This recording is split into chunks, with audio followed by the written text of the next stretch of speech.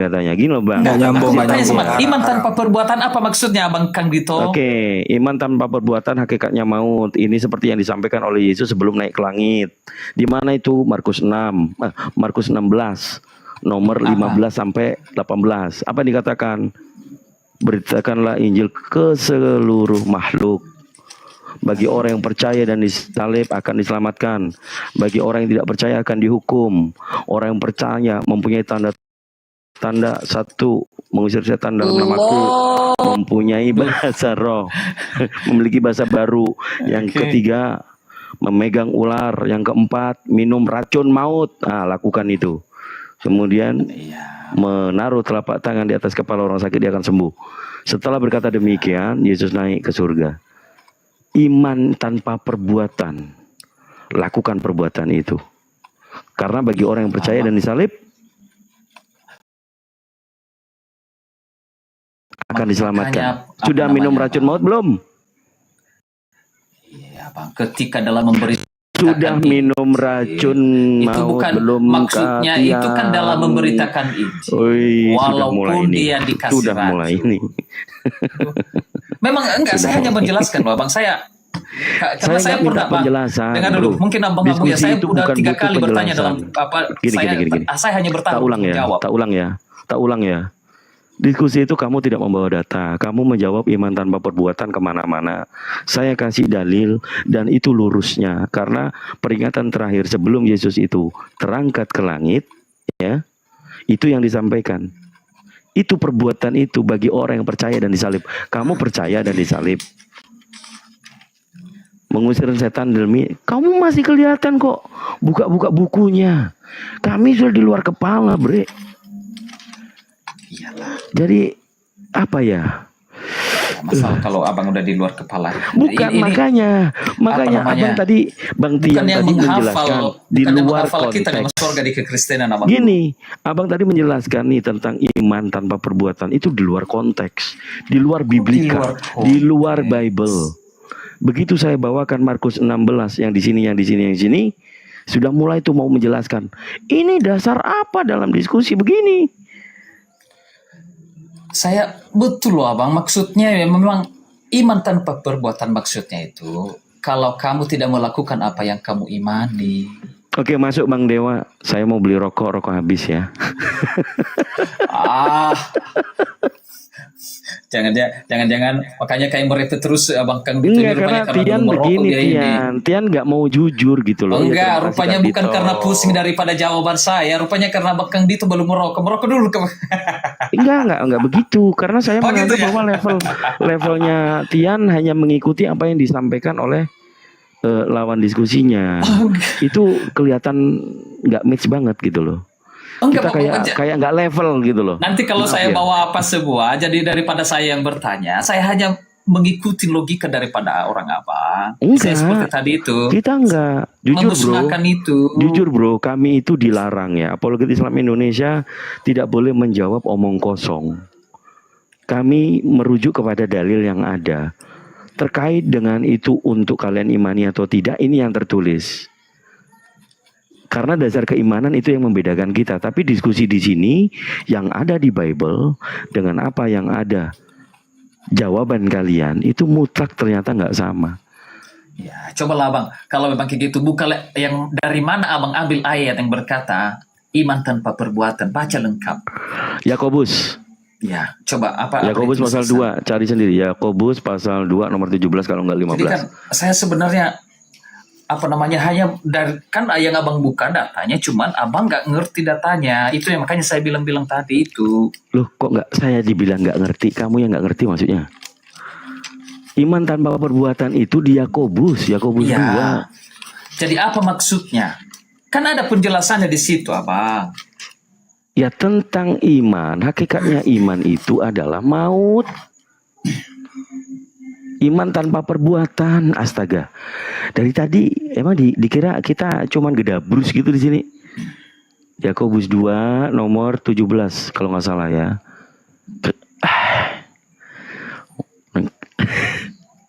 Demikian juga halnya dengan iman. Makanya baca dari betul. Demikian juga halnya dengan iman. Jika iman itu tidak disertai perbuatan, maka iman itu pada hakikatnya adalah mati. Apa awal tadi ayat 17? Demikian juga berarti ada paralelnya dari belakang abangku. Itu disamakan dia dengan iman. Artinya ada hal sebelumnya, makanya demikian juga dengan iman. Jadi ada hal yang sebelumnya, maka dikatakan demikian juga dengan iman loh. Seperti yang tadi itu. Langsung pandai ya. Kalau dapat konteksnya gitu langsung pandai jelaskan. Ini makanya kan itu kan. Itu maksudnya. Kau bilang kan, kamu tahu orang tidak punya baju, tapi kamu tidak lakukan memberi dia baju. Itu maksudnya. Yang saya kutip Markus 16, jadi Markus 16 nomor 16. Yang saya kutip Markus 16 itu perkataan terakhir dari Yesus. Apakah itu iman atau bukan? Ini Markus 16 atau tentang iman tadi ini? Kita harus, Alkitab sudah menjelaskan apa iman di situ, Abang. Iya. Jadi artinya buahnya yang dikatakan oleh Yesus itu warisan terakhir Yesus sebelum dia naik ke langit. Markus 16 nomor 15 sampai 18. Dijelaskan di sana bagi orang yang percaya. Iman itu percaya atau bukan sih? Iya betul. Nah, itu dikatakan oleh Yesus. Yesus ini yang ngomong sendiri. Bagi mereka yang disalib, bagi mereka yang dipercaya dan disalib akan diselamatkan. Ini tentang iman atau tentang roti goreng? Coba yang mana yang Abang baca itu, Bang? Markus 16, astaga naga. Iya, Markus 16. Markus 16 pasal 15 sampai dengan 18. Markus 16 pasal 15. Sampai dengan 18. Markus 16 ayat 15. 15 ya, Markus 16 nomor 15 sampai 18. Itu tentang iman. Lalu ia berkata kepada mereka, pergilah ke seluruh dunia. Itu perintah. Kepada segala makhluk. Siapa yang percaya dan dibaptis akan diselamatkan. Tetapi siapa yang tidak percaya akan... Ntar dulu aku potong. Menurutmu itu perkataan tentang iman tanpa perbuatan atau bukan? Ya, iman yang merujuk kepada perbuatan atau bukan? Iya kan disuruh kita untuk memberitakan Injil, Abangku. Iya, perkataan yang setelahnya itu bagi orang yang percaya. Siapa yang percaya dan dibaptis akan diselamatkan. Itu iman nggak? Oke. Iya. Iman nggak itu? Betul, akan diselamatkan. Maksudnya dalam konteks apa ini? Jangan masuk ke surga maksudnya, Abangku. Iya, itu makanya saya jelaskan sama Abang. Iya, jangan kemana-mana. Ini topik kita tentang iman tanpa perbuatan. Hakikatnya konteksnya mati. Tadi, yang Abang bilang kan dibaptis itu diselamatkan itu iman atau betul artinya iman. Siapa yang memberi diri dibaptis, maka bagi akan orang yang diselamatkan oleh. Nextnya, makanya saya bilang tanda-tanda ini akan menyertai orang-orang yang percaya. Itu tanda orang yang beriman enggak? Iya, ini tanda-tandanya akan disertai. Mereka bisa mengusir setan demi namaku. Mereka akan berbicara dalam bahasa-bahasa yang baru bagi mereka. Itu bahasa adalah yang kamu udah genapin semua belum? Udah mengenapi belum mengusir setan demi nama Yesus? Perbuatannya. Diusir setan demi nama Yesus, Bang, yang jahat. Kamu udah melakukan perbuatan itu. Lanjut. Berbahasa baru. Kamu bisa bahasa roh. Iya, tapi nggak semua juga orang ini tanda tanya bukan berarti orang itu masih belum percaya sepenuhnya. Bukan semuanya ini harus terjadi. Yang ketiga. Tapi ketika melayani ada kebutuhan contohnya. Yang ketiga. Ada setan. Kan nggak semua orang yang dilayani ada setan. Yang ketiga kau baca.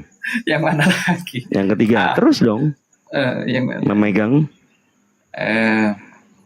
Mereka akan memegang ular. Dan sekalipun mereka minum racun maut, mereka tidak akan mendapat. Kamu sudah melakukan belum? Ini bukan kalau keadaannya. Makanya saya bilang tadi konteksnya gini, Abang. Gak semua orang yang diinjili itu punya setan semua, dirasuki oleh setan semua. Teman-teman bahwa diskusi di sini banyak standar ganda. Udah itu aja. Bahwa Bang Tian menjelaskan hanya sesuai dengan apa yang dia yakini dan tidak mengikuti yang ada di dalam Bible. Saya kembalikan. Beli rokok dulu, kita lanjut sama Oten yang lain karena Bang Tian tidak level sama Kang Dito. Maaf ya Bang Tian ya. Gitu. Abang kesimpulan. Bang Abu ya ini kesimpulan Kang Dito ini ya kacau ini. Karena Bang Tian hanya memilih yang berkenaan dengan imannya. Begitu suruh minum racun maut, dia mengatakan lain di mulut. Kalau aku mungkin saya berapa kali kamu sama kamu ya, kalau orang berdebat sama saya tertawa-tawa. Suara saya memang khasnya begini. Okay. Saya itu suka mengaum pada saat yang menghujat. Mudah-mudahan nggak ya Bang Tian, orang baik nggak menghujat. Di sini dilanjutkan dengan saudara-saudara saya. Ya, saya beli rokok dulu. Kalau tentang itu Bang, sudah saya berapa kali saya forum, walaupun saya nggak pernah ngomong jorok lah. Santai aja, ngapain kita menang-menangan kayak gitu? Ya, betul. Lanjut Bang. Betul. Sesekali dicoba ya. Mungkin potas atau apa namanya yang lagi viral. Gitu ya kan, mengikuti Yesus, pengikut Yesus kan. Itu. Biar setengah geliang-geliang gitu ya kan.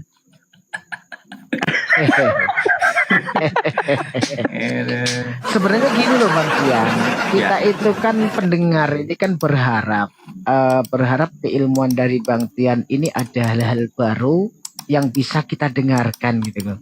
Ternyata Bang Tian ini hanya bisa mengikuti dalil Bang Kang Dito, tidak bisa membantah atau memberikan interpretasi bahwasannya Bang Tian ini memiliki data yang yang lain sebagai perbandingan data Kang Dito gitu loh. Nah di sini terus gimana coba? Kenapa Bang? Netizen jadi melihatnya Kang Dito ini lebih menguasai Bible nih ternyata. Tapi justru data itu yang saya jelaskan Abangku. Jadi makanya saya bilang tadi, saya memang oke lah. Tapi ya, maksudnya gini, jangan ngeles dulu Bang. Anda itu berusaha menjelaskan setelah Kang Dito menunjukkan data, dan sebelum Kang Dito menunjukkan data, Anda tidak tahu tentang data itu. Mungkin pernah membaca, tapi tidak membawakan data itu gitu loh. Nah ini kan yang maksudnya, yang bukan berarti kalau saya tidak tapi kan saya bisa respon Abang, aku tahu ceritanya tentang data yang dimaksud, makanya saya bilang tadi coba kita baca. Itu sebenarnya bukan berarti saya tidak tahu apa-apa. Iya, tapi nggak apa-apa kalau pembicaraan Bang Tian itu tidak merespon bahwasanya apa yang dibicarakan Kang Dito tuh arahnya ke dalil mana, gitu loh. Jadi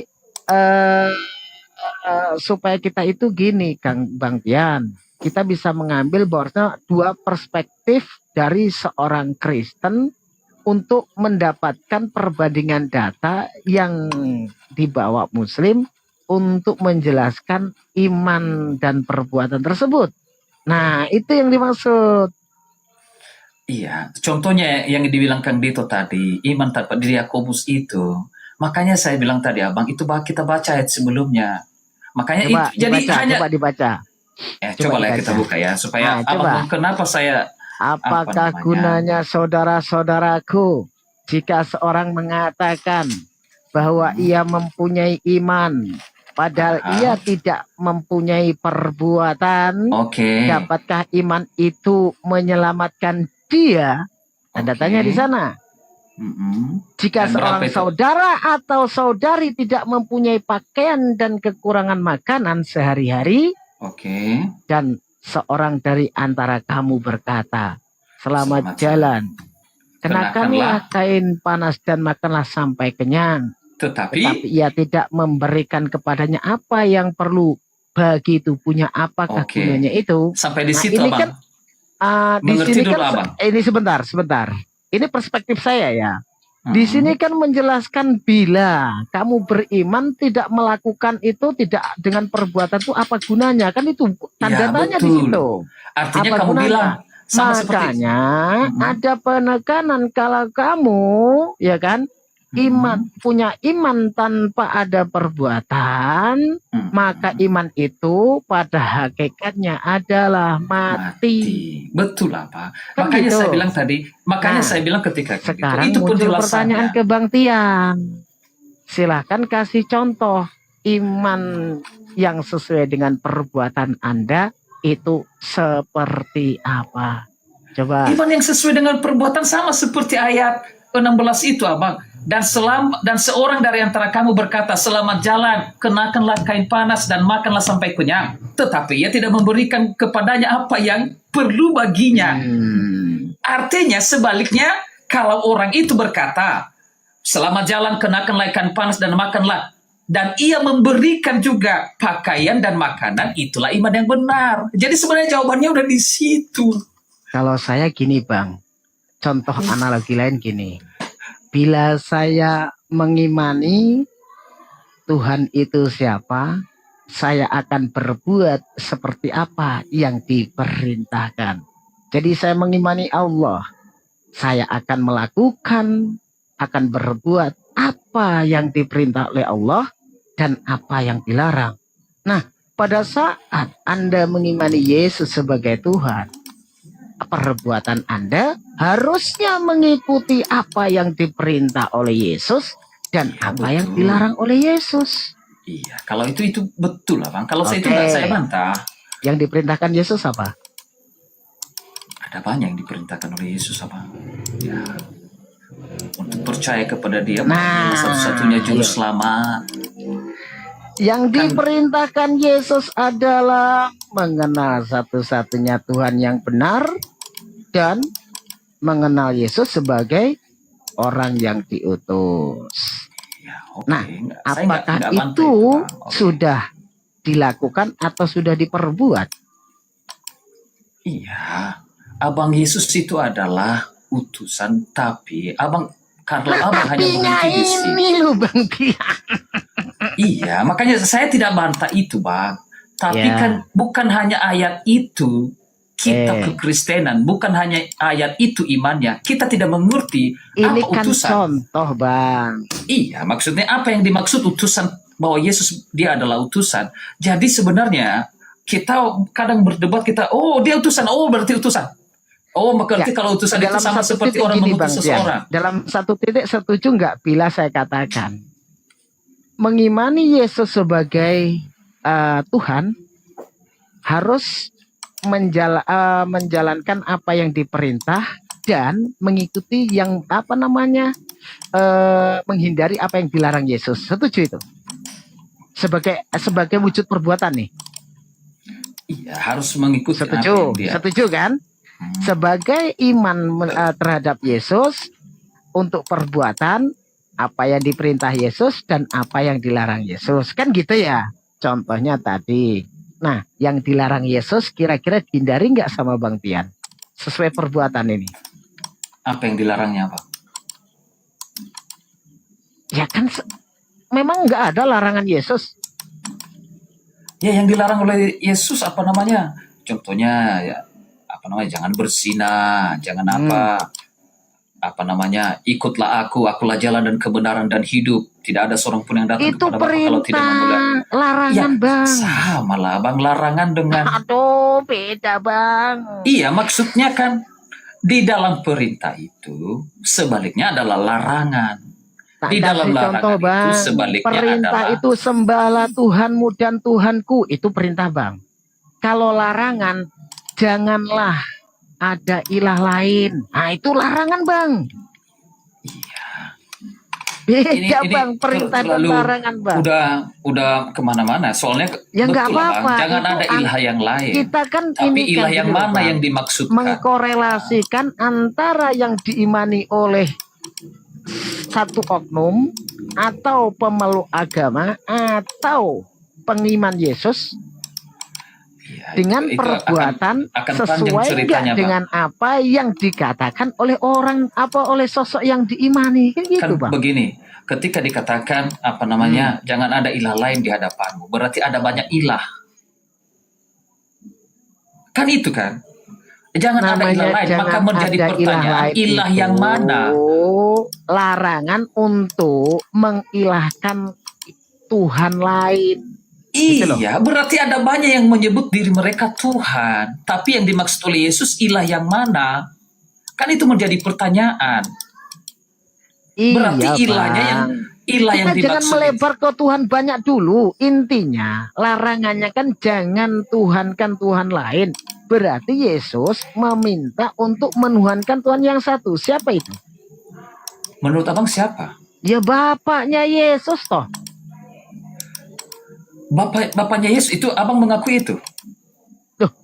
Dalam Abang satu percaya itu? bentar, dalam satu konteks kita melihat Bible, ini bukan lari ke iman ya, bukan lari keimanan ke satu keyakinan saya atau Anda ya. Iya. Dalam satu konteks kita membaca Bible, ya kan? Konteks membaca Bible nih, Bang. Untuk mengikuti perintah Yesus, siapa yang harus diimani? Ya Bapaknya Yesus sebagai Tuhan. Hidup Itu yang maksudnya kekal tadi, itu kan Abang. tahu. Makanya kalau kita berdebat ke sana, Abangku, menjadi pertanyaan, itu betulkah ya contohnya di pikiran Abang? Adakah Abang percaya? Berarti kalau Abang betul itu, menganggap betul itu, bahwa yang disembah itu adalah Bapaknya, adakah di iman Abang bahwa yang dimaksud oleh anak itu adalah firman yang keluar dari dalam diri Bapa? Itu Yesus loh, Abang. Saya katakan, Bang, kita berdiskusi, jangan larikan ke iman pribadi. Kita melihat satu konteks kitab. Kalau kita membahas Bible, siapa Tuhan dalam satu konteks pembahasan Bible? Siapa yang diutus dalam satu konteks Bible? Kalau Anda bertanya kepada saya, kenapa Anda mengatakan Tuhannya Yesus Bapa? Apakah Anda mengimani Bapa? Ya tidak. Itu konteks iman, Bang. Tapi dalam konteks diskusi akademis, siapa Tuhan yang tertera di dalam Bible yang bisa membawa hidup kekal sesuai dengan Bible penjelasan Yesus? Ya Bapa. Makanya kalau Abang sudah baca Alkitab semua, Bang, makanya saya bilang tidak hanya ketika Abang dapat, rupanya Yesus berkata dia utusan, tapi Abang tidak tahu penjelasan utusan yang bagaimana. Kenapa disebut dia utusan? Silakan jelasan utusan yang seperti apa sesuai di dalam Bible. Kenapa disebut dia tentang tadi dia adalah anak? Itu karena dia adalah firman yang keluar dari Bapa. Makanya peranakan di dalam kekristenan bukan karena yang bagaimana mungkin kami tidak percaya bagaimana mungkin Tuhan bisa punya anak kalau dia tidak punya istri, padahal dia tidak punya istri. Bukan demikian, artinya bukan karena jangan lari kemana-mana. Enggak, ini iman saya maksudnya. Mendefinisikan utusan. Lah kok Anda sendiri lari kemana-mana? Tentang itu gimana? Dia adalah anak. Nah itu maksudnya. Nah kenapa dia sebagai utusan, Abang? Karena dialah yang keluar dari Bapa, firman yang keluar datang ke dunia untuk apa? Untuk menyelamatkan. Itulah sebabnya dia utusan. Di mana dalilnya, Bang? Itu makanya Abang Ya, di Yohanes pasal 1. Saya itu tanya, Bang, jangan makanya saya yang disalahin, saya nanya kok. Di Yohanes pasal 1 ayat 14 itu, firman itu menjadi manusia, itulah Yesus. Itulah Yesus, Bang. Itulah dia sebagai utusan. Jadi kalau ditanya lagi. Oke. Saya nggak bantah, Bang. Saya tambahi, Bang. Di dalam Yohanes 1:14, kalau Anda mengatakan firman itu telah menjadi manusia atau daging dan diam di antara kita. Abang yang saya katakan comot. Coba lihat di 13-nya, Bang. Orang-orang yang diperanakan bukan dari darah atau dari daging, bukan pula secara jasmani, oleh keinginan seorang laki-laki, melainkan dari Allah. Orang-orang ini berarti bukan hanya Yesus saja, Bang. Iya, betul. Tapi beda konteks, kan? Abang. Coba baca dulu yang mana yang Bang baca itu, tetapi di mana itu? Bang sendiri bingung malahan. Bukan itu ayatnya. Sebelumnya, Bang. Iya. Makanya saya bilang, Bang, kalau Abang baca, makanya Alkitab kekristenan bukan terdiri hanya ayat per ayat dia. Lah Abang bawa konteks. 14 saja, wong tak tambah yang 13 loh, kurang gimana coba? Masa ini, saya yang Bang, dikiranya comot-comot. Lihat dulu ayat 12-nya. Tetapi semua orang yang menerimanya diberinya kuasa supaya menjadi anak-anak Allah yang menerima Yesus, Abangku, yaitu mereka yang percaya dalam namanya. Konteksnya dari atas itu adalah Yesus. Orang-orang yang diperanakan bukan dari darah atau dari daging, bukan pula secara jasmani. Jadi maksudnya itu dalam kepercayaan yang menerimanya. Di situ lahir yang dimaksud. Pertanyaannya, Bang, yang dimaksud di situ menjadi daging, orang-orang itu juga termasuk atau cuma Yesus? Tidak, makanya jelas dikatakan ayat 14, firman. Langsung disebut identitasnya si firman. Ngomong apa sih, Bro Tian? Firman itu telah menjadi manusia. Makanya di ayat satunya. Sebentar Bang Tian, nanti Anda bantah ya. Anda bantah nanti. Firman telah menjadi manusia. Anda melarang saya comot-comot. Saya tambah yang 13. Di situ ada orang-orang. Berarti orang-orang itu adalah yang termasuk dari firman menjadi manusia. Karena itu nyambung. Bukan Yesus saja bang yang menjadi manusia itu. Orang-orang yang diperanakan bukan dari darah atau dari daging. Bukan pula secara jasmani oleh keinginan seorang laki-laki. Melainkan dari Allah. Firman itu telah menjadi manusia. Bukan Yesus saja berarti bang. Karena bukan ada kata manusia bang. Orang-orang yang disebut itu tidak pernah disebutkan firman. Ada penjelasannya dari apa namanya? Lah apa berarti comot-comot bang saya enggak, makanya saya bilang. Emang gak nyambung itu bang. 13-14 gak ada hubungannya berarti itu. Makanya saya bilang bang, beda cerita lagi. Makanya ada penjelasan ayat sebelumnya. 12, 13, 14 itu ada hubungannya nggak bang? Ya maka coba kita baca bang. Datanglah seorang yang diutus Allah namanya Yohanes. Ia datang sebagai saksi untuk memberi kesaksian tentang terang itu supaya oleh dia semua orang menjadi percaya. Jadi ada orang yang disebut ini semua orang menjadi percaya. Ia bukan terang itu tetapi ia harus memberikan kesaksian tentang terang itu. Terang yang sesungguhnya yang menerangi setiap orang. Jadi jelas-jelas ini ada terang yang datang menerangi setiap orang sedang datang ke dalam dunia. Ia telah ada di dalam dunia. Terang ini tadi ya, dia telah ada di dalam dunia dan dunia dijadikan olehnya. Tetapi dunia tidak mengenalnya. Ia datang kepada milik kepunyaannya tetapi orang-orang kepunyaannya ini ada orang-orang ada yang terang dan ada firman tadi. Tidak menerimanya. Tetapi semua orang yang menerimanya siapa? Menerima terang dan yang firman tadi itu diberinya kuasa untuk menjadi anak-anak Allah. Nah, beda cerita tadi yang dikatakan, tetapi firman itu di ayat, sambungan dari pertama ada nggak si ada firman tetapi itu. bang, nggak ada tetapi, jangan ditambah-tambah bang, nggak ada tetapi. Bukan, maksudnya ayat 14 itu ngawur abang ini. Orang-orang yang dikatakan tadi itu dijelas dibedakan. Di penjelasan itu ada orang-orang yang dikatakan tidak dilahirkan secara keinginan manusia, itu orang-orang yang menerima firman. Ya, lanjut. Ya. Izin. Ini membahas Yohanes 1 nomor 1 itu kamu benar-benar paham nggak sih itu menceritakan tentang Yohanes siapa? Penulis atau Yohanes yang lain? Yohanes penulis atau Yohanes yang lain, apa maksudnya dia, Pak? Iya, Gospel Yohanes pasal 1 itu menceritakan penulis atau Yohanes yang lain? Menceritakan penulis, bukan bang, penulis Yohanes. Dia menceritakan tentang Yesus yang pada mulanya adalah firman.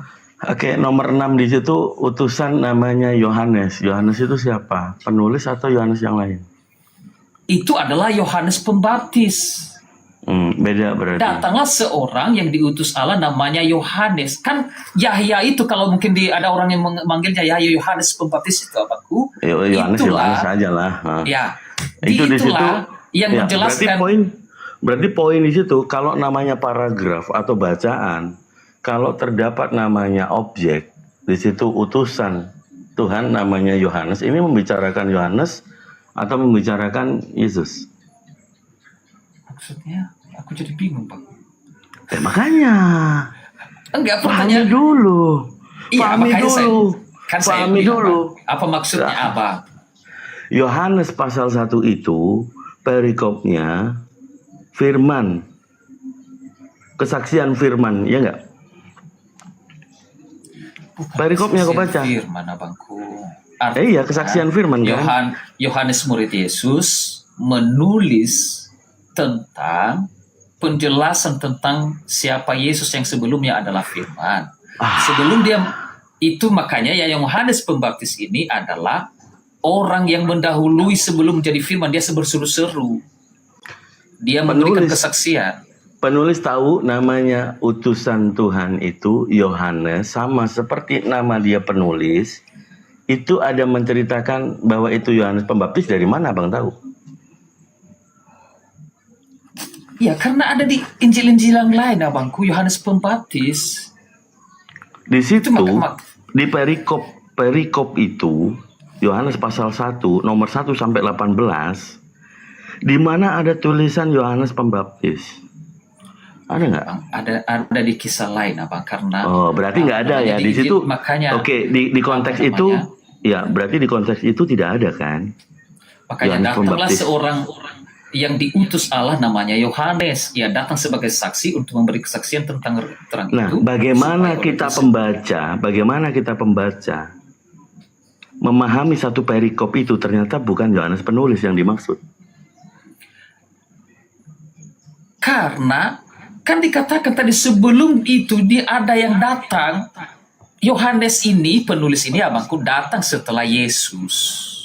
Setelah muncul dia, setelah Yesus memanggilnya menjadi murid. Bagaimana dia tahu tentang Yohanes Pembaptis? Iya, kan di daerah sana, abangku, dia menyaksikan Yohanes murid Yesus adalah muridnya Yohanes Pembaptis. Dari mana abang tahu? Ini abangku, ada pandangan. Ini di.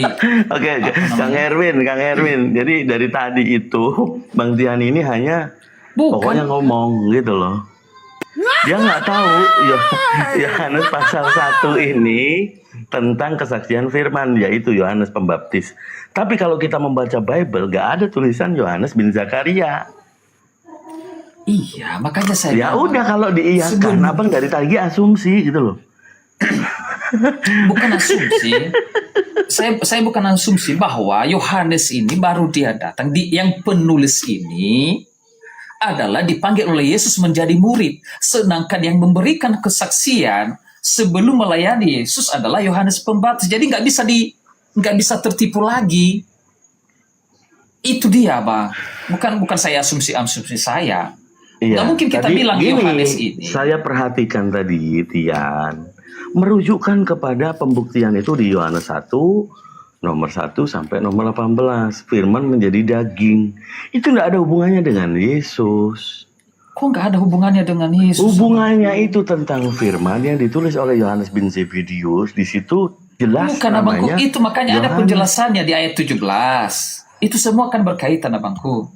Sebab hukum Taurat ini kan, makanya ada pribadi yang disebutkan lagi. Sebab hukum Taurat diberikan oleh Musa, tetapi kasih karunia dan kebenaran datang oleh Yesus Kristus. Jadi dijelaskan lagi.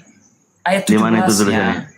Ayat 17. Itu menggambarkan si penulis ini.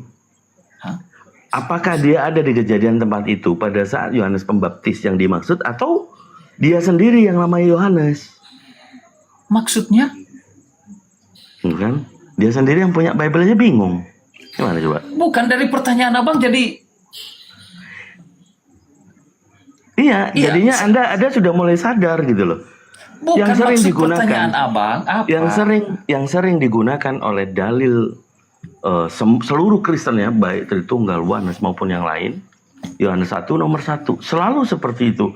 Tapi mereka tidak pernah belajar membaca seluruh konteks. Di situ ada utusan Tuhan namanya Yohanes.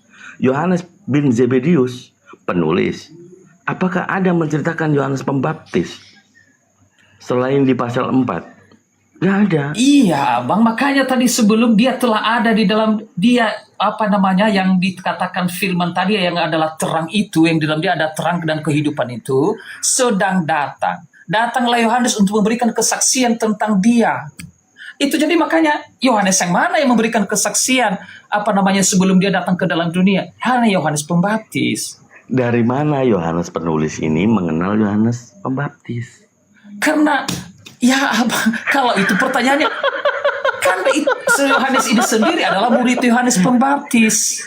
Dari mana? Dari mana Yohanes punya murid Yohanes? Coba. Ya. Ini di ayat Yohanes Pembaptis, Yohanes bin Zakaria, gurunya atau punya murid Yohanes bin Zebedius. Di mana? Lihat dulu.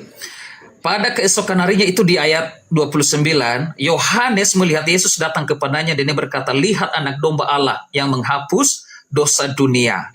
Di ayat 35 itu sebenarnya ada kelanjutannya, Bang. Pada keesokan harinya Yohanes berdiri di situ pula dengan 2 orang muridnya. Nah, ada di Injil lain bahwa murid Yohanes Pembaptis itu adalah Yohanes, seperti Petrus dan Yakobus, itu muridnya. Jadi memang ada penjelasannya di setelahnya. Jadi bukan berarti di mana penjelasannya, di mana murid Yohanes? Di pasal 1 tadi Pembaptis. itu. Yohanes Pembaptis mempunyai 2 murid, namanya Yohanes juga, di mana? Makanya di Yohanes itu aja pun, Bang, pada keesokan harinya Yohanes berdiri di situ pula dengan 2 orang muridnya. Dan ketika ia melihat Yesus lewat, ia berkata, namanya Yohanes bin Zebedius itu di mana? Kedua murid itu mendengar apa yang dikatakannya itu, lalu mereka pergi.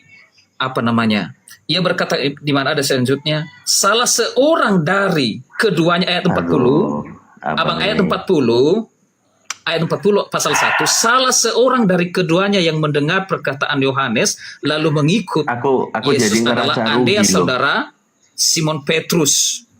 Aku jadi ngerasa rugi baca Bible puluhan tahun sampai kemudian banyak pertanyaan. Sehari saya baca Bible itu sampai selesai, itu achievement saya. Saya membaca gitu loh. Tapi kalau Bang Tian kemana-mana kelihatan. Sekarang pada waktu pengumpulan murid-murid itu, Yesus pertama kali mengangkat murid siapa namanya? Petrus apa Yohanes? Ini kalau yang diapakan, Bang, ini adalah Andreas.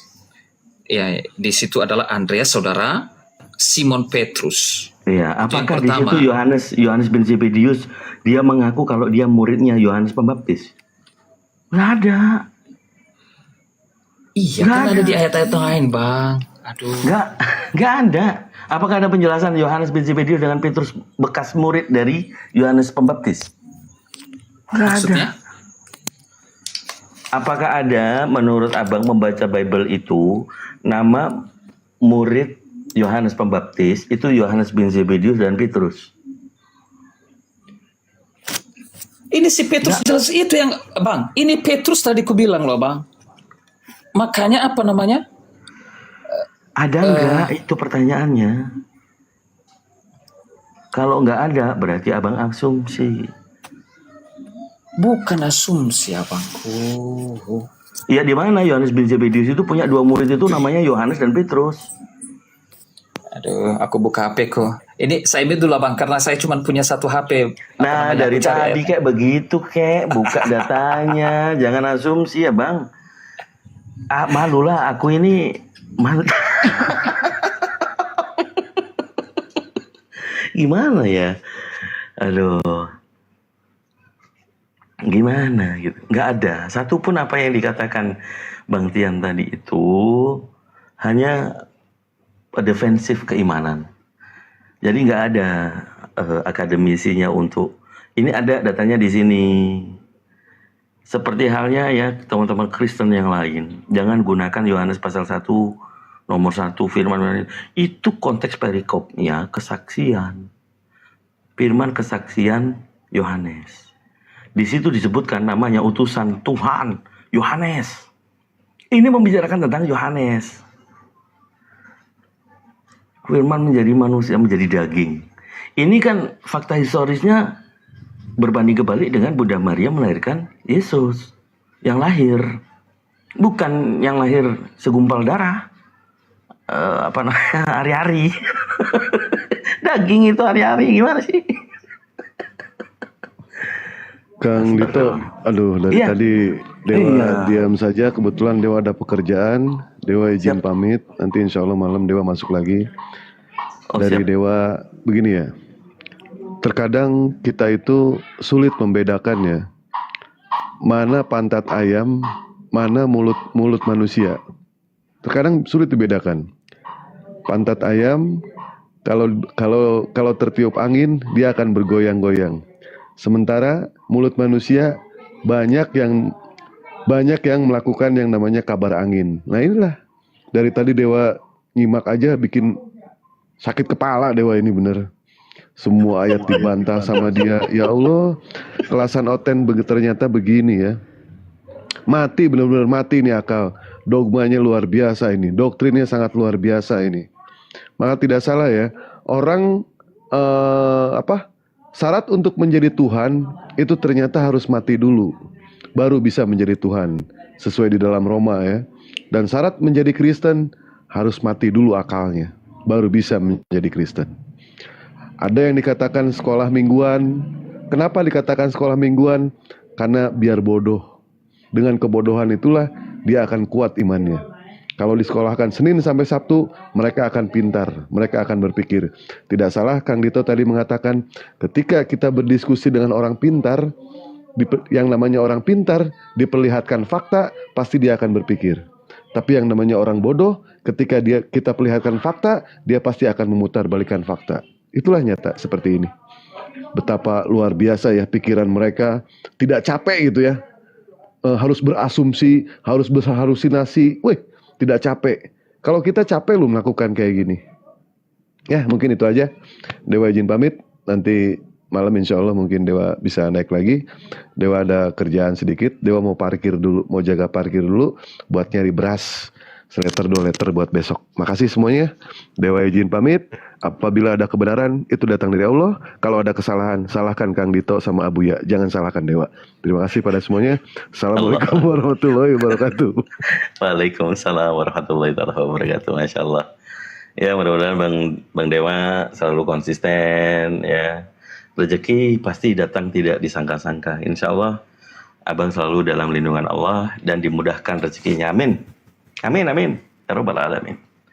Ya, Bang Ben, selamat malam. Assalamualaikum, Bang Ben. Assalamualaikum. Bang dilanjut Bang. Aduh. Semuanya.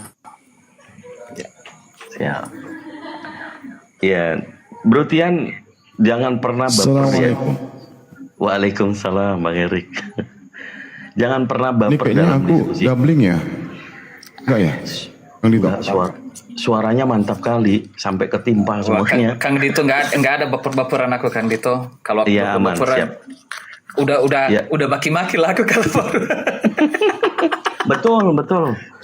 Cuman itu tadi. Kita diskusi itu ya minimal ada nih di sini Kang Dito. Ini kita baca, itu diskusi tuh. Atau debat sekalipun itu tidak ada cuman pengetahuan yang kira-kira itu nggak bagus. Itu ya. Tapi kalau bicara iman ya nggak ada urusan dengan iman. Gitu. Makanya ini satu dalil nih yang sering saya gunakan ya. Matius 26 ayat 31. Ya.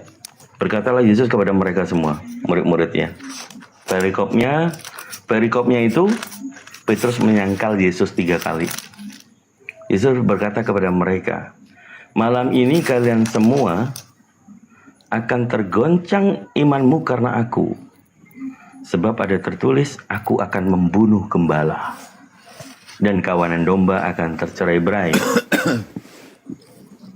Selanjutnya, akan tetapi setelah aku bangkit, aku mendahului kalian ke Galilea. Kalau dijadikan pertanyaan, aku pasti nggak merujuk kepada Yesus. Gembala pastinya merujuk kepada Yesus. Kawanan domba pastinya merujuk kepada murid-murid dan pengikut-pengikut. Di situ dikatakan, orang kalau memang imannya kuat di dalam kekristenan, dia langsung akan connect bahwa Yesus dibunuh, dinubuatkan. Sebagai gembala yang baik, dia dibunuh oleh Bapa. Kalimat ini yang selalu kita gunakan untuk menggoyang iman kalian bahwa itu perkataan Yesus. Gimana dicatat itu dia akan dibunuh oleh Bapa? Aku akan membunuh gembala. Sebab ada tertulis aku akan membunuh gembala. Aku siapa? Gembala siapa? Iya betul, memang gembala Yesus. Nah, aku siapa? Iya ini nubuatan. Iya, aku siapa? Artinya dia membiarkan Yesus memang mengalami itu semua. Itu sebenarnya. Aku siapa? Akunya siapa? Bukan karena iya betul lah Pak. Makanya kalau dilihat daripada konteksnya yang membunuh Yesus bukan Bapa, tapi orang-orang jahat. Ya, itu sebabnya aku itu bukan Bapa. Aku itu orang-orang jahat. Bukan. Betul. Gimana? Aku akan membunuh Bapa. Artinya itu nubuatan. seperti ada tertulis apa namanya, dibiarkannya Yesus itu sang gembala itu dibunuh. Kang Dito tolong ayatnya Kang Dito. Saya bantu ya Pak. Matius 26 ayat 31. Matius 26 31. 26 dulu deh, 26. Bentar ya.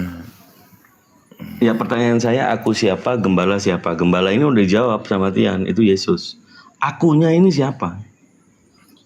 Iya, betul Ya, itu. aku itu Bapa, Mewakili sudah Allah yang membiarkan. Makanya saya bilang tadi, membunuh dalam maksudnya itu dibiarkan. Karena itu nubuatan di perjanjian lama, Pak. Dilihat itu konteksnya. Oke, tahu nggak nubuatannya di mana? Kalau di situ aku Bapa, ada nubuatan itu di mana? Iya kan semua nubuatan seperti di Yesaya, dia akan diapa, Iya, pertanyaan saya. padanya akan ditimpakan. Iya, pertanyaan saya, nubuatannya di mana? Maksudnya? Iya, seperti di Yesaya itu, Abang, kepadanya akan ditimpakan segala yang jahat. Itu kan tentang kematian Yesus. Gini, kalau saya tanya, nubuatannya ada di perjanjian lama, itu di kitab apa, nomor berapa? Ya, di Yesaya pasal bentar, Abang, ya. Salah. Katakan tahu, bila tahu, katakan tidak, bila tidak.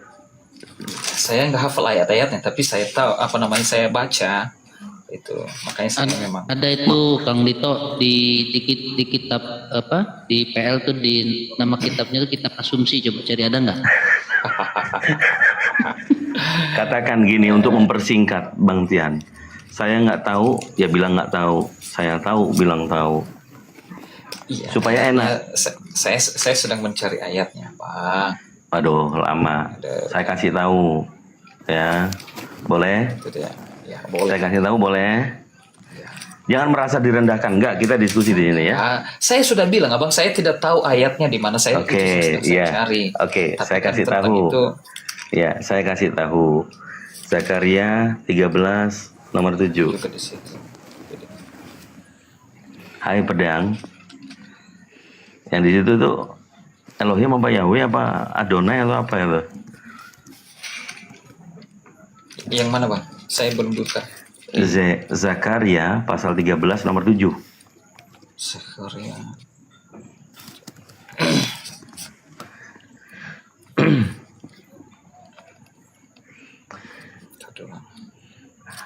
Ayo, yang Kristen dibawa, yang mau diskusi ilmiah, yang santai ataupun yang keras sekalipun silakan naik. Nah, Zakaria berapa, Bang? 13 nomor 7. 13 nomor 7. Memang saya tidak hafal ayat-ayatnya, Bangku. Hai pedang, bangkitlah terhadap gembalaku, terhadap orang yang paling karib padaku. Demikianlah firman Tuhan semesta alam. Bunuhlah gembala sehingga domba-domba tercerai-berai.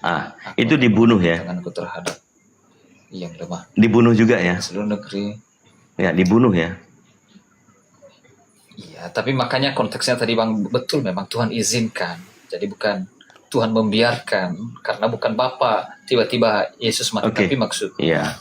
Tuhan yang sebenarnya Tuhan di mana? Yesusnya atau akunya? Kalau kita balik ke situ lagi, Abang, Yesus itu sendiri adalah firman Allah. Makanya tadi balik lagi ke konteks itu. Iya, Tuhan atau bukan? Dia adalah, tentu dia Tuhan karena dia adalah firman Allah. Tapi sehakikat, jadi tidak berpisah saja dengan firman-Nya. Yesus itu adalah firman akunya Allah. Siapa? Bapa. Ya, akunya tadi kan udah sepakat, Bapak. Bapak itu yang berotoritas. Di situ dikatakan si Bapak ada tertulis, aku akan membunuh. Membunuh ya tulisannya ya. Ya, kalau KJP itu memukul. Kalau KJP memukul. Kalau KJP memukul. Memukul ya, KJV. Ya. Memukul biar nanti Tian, sebenarnya konteksnya memukul atau membunuh artinya sedang dipersoalkan oleh Bang Kang Kang Dito ini. Kalau berarti dipukul pribadi itu. Ya. Oke, gini. Kalau dipukul itu bisa mati nggak? Ya, kalau dipukul bisa mati. Kalau dibawa ke situ bisa aja. Nubuatan itu kalau dipukul Yesus akan mati nggak? Maksudnya kalau nubuatan itu kalau dipukul Yesus akan mati. Aku akan memukul gembala. Apakah gembala bisa mati dipukul? Iya, betul, mau memukul, mau membunuh tadi bahasanya. Tapi yang saya bilang, Abang, itu adalah nubuatan tentang Yang lebih tepat dengan kebangkitan itu dibunuh mati atau dipukul mati? dibunuh mati atau dipukul mati. Ya memang kemanusiaan Kristus kan mati, Abangku. Berarti matilah. Untuk konteks di ayat maupun terjemahan bahasa Indonesia, bukan King James. Karena yang diterjemahkan dari King James itu memukul. Tapi kalau yang diterjemahkan di Indonesia, LAI itu dibunuh. Aku Tapi akan kalau membunuh gembala. menurut Ini Yesus saya- yang berkata.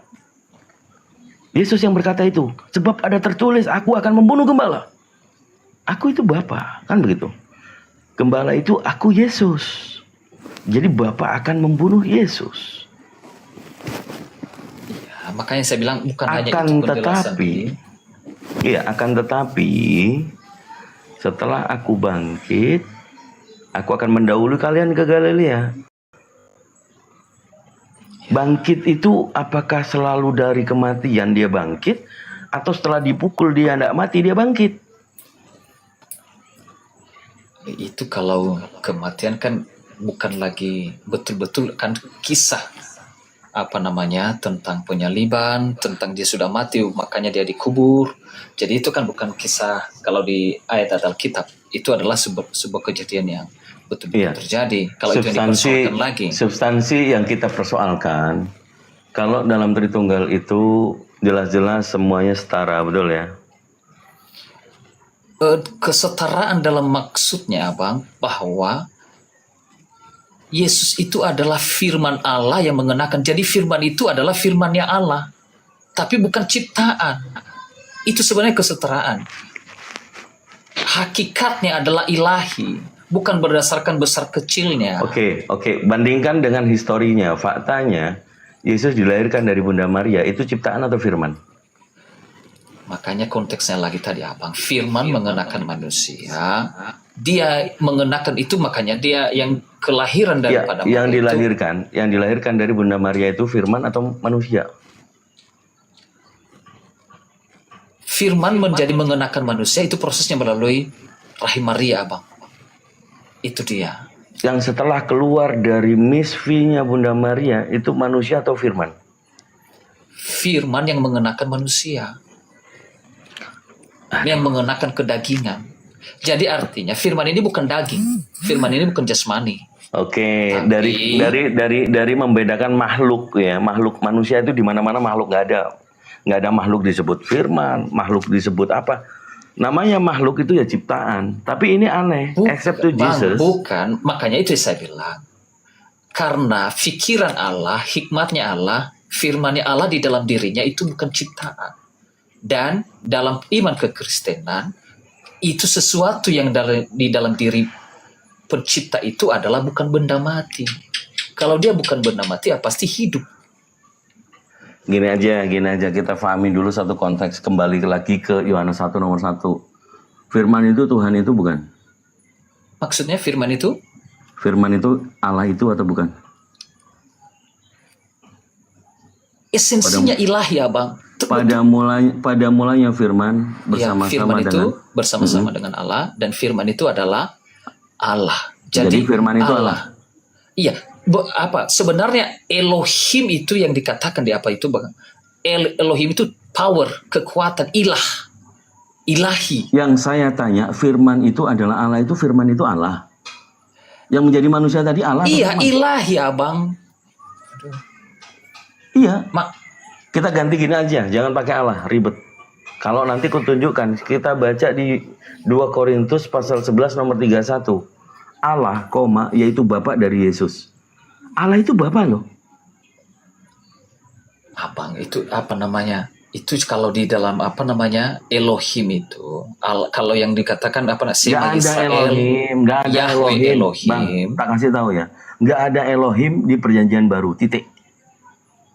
Ngerti ya? Iya, itu Elohim itu bahasa Ibrani, tapi kan asalnya dari... Enggak Bang. Elohim itu diterjemahkan Tuhan. Gini loh, kita sepakati dulu dalam diskusi ini, kalau mau debat nih, Allah itu menurut kamu firman adalah Allah. Allah ini Bapa atau Allah ini Tuhan? Yang Allah itu Bapa, Firman dan Roh Kudus, Abang. Itu makanya saya jelaskan tadi. Karena Elohim itu di Perjanjian Lama itu adalah kata benda plural. Jadi kata benda plural itu makanya yang disebut Elohim berarti ilah. Artinya power. L itu cuman him itu Elohim itu adalah supaya aku tahu plural. Supaya aku tahu gini.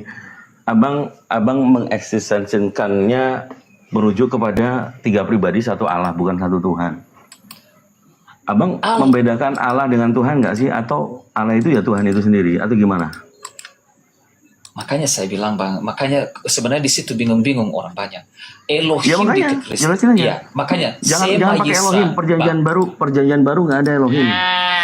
Kan dari situ konteksnya, Abang. Tuh, macam mana? Nggak ada. Jangan bawa perjanjian baru kemudian menyebut Elohim. Yang diperkenankan oleh Yesus itu Bapa. Iya, makanya saya bilang tadi apa? Makanya yang bahkan di Sema Yisrael, Yahweh Elohim, Yahweh Echad. Jadi artinya dengarlah Israel, Tuhan itu adalah Allah, Tuhan itu Esa. Nah, Elohim itu sendiri, dengar dulu, Bang. Elohim itu adalah kata benda plural. Jadi kalau dia kata benda plural berarti ada beberapa pribadi di dalamnya. Makanya dikatakan Yahweh Echad. Nah, Echad itu sebenarnya Esa itu di bahasa Ibrani itu adalah penyatuan, unity. Aduh, kemana-mana. Betul lah, Bang. Itu Echad. Makanya Abang carilah seluruh di bahasa Ibrani di Bible. Laki-laki bersatu dengan. Abang carilah seluruh di bahasa Ibrani di Bible. Itu Echad. Laki-laki. Satu bangsa menikah dengan bangsa lain seperti pada Dina anak Yakobo supaya kita menjadi satu bangsa. Ini udah bikin liar, asli bikin liar, Bang Tian ini. Enggak, yang mau saya jelaskan di Perjanjian Baru itulah penyataannya, Abang, dengan sempurna. Makanya ketika Yesus dibaptis ada suara dari surga, ada rupa burung merpati dan ada Yesus. Dan Yesus ini adalah firman Allah yang menjadi manusia. Itu satu mereka. Itulah Allah Kristen yang dikatakan Elohim itu. Yang Elohim itu sendiri adalah kata plural. Oke, apakah Yesus itu Bapa itu sendiri? Bukan. Tapi bukan. Dia firmannya. Firman yang hidup di dalam Bapa. Ya, kalau dikatakan aku dan Bapa adalah satu. Ya, karena dia firman dari Bapa. Jadi kan saya seperti saya, Bangku. Saya punya pikiran di dalam diriku ini. Jangan memelintir lagi. Firman adalah Allah. Iya. Allah di situ Bapa, betul nggak? Bukan.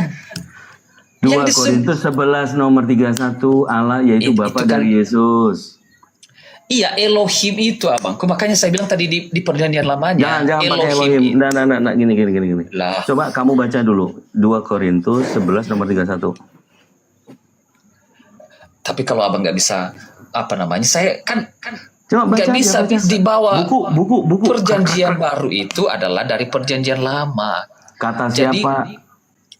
Kata siapa? Kata siapa? Perjanjian Baru dari Perjanjian Lama. Ya, semua nubuatan tentang Yesus dari Perjanjian Lama, Abangku. Aduh, apa yang Abang kutip tadi tentang Bapakku pun itu dari Perjanjian Lama.